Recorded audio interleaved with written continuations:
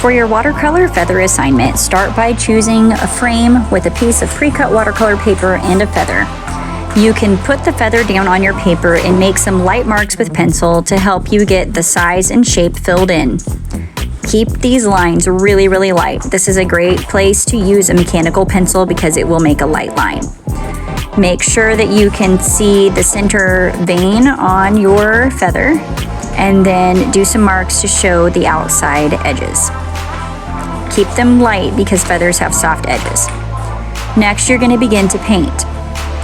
The feather I'm using is black and white barred, and the white part is not actually pure white, it's a light gray. So what I did was put water inside the shape of my feather and fill in with just a hint of black to form gray.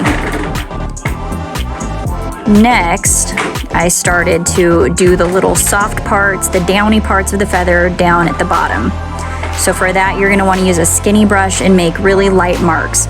So I like to do this assignment because it gives you a great opportunity to practice your brush control and to practice light and dark. You can see I'm going back and making some feathered edges there, some really light marks so it's not a hard edge on the sides.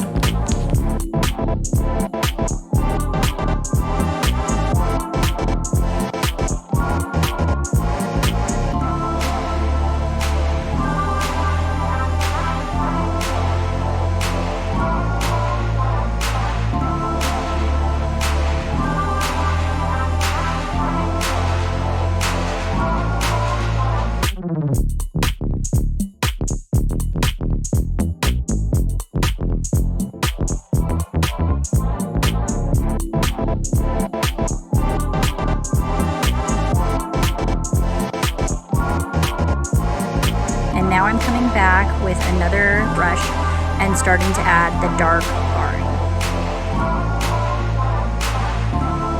I had a camera malfunction and I lost the end of the video, but make sure that you get all the details you need. Make sure you can see the different parts of the feather.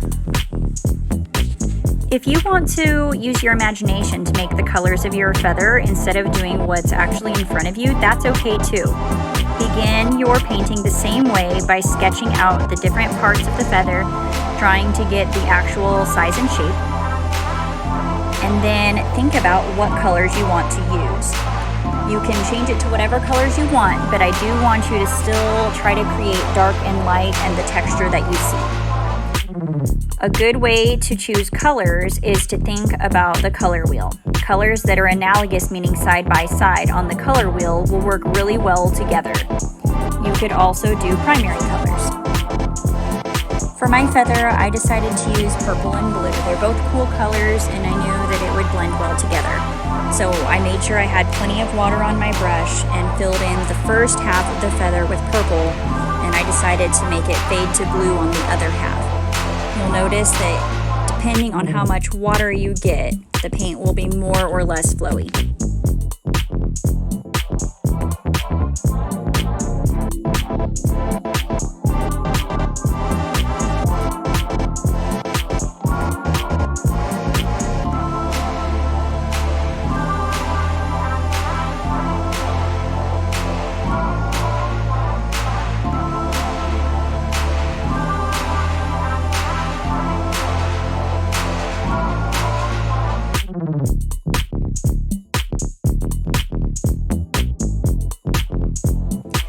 After my painting dried a little bit, I came back and decided to define the center of the feather a little bit more, as well as add some of the individual little pieces of feather fuzz to make it stand out more.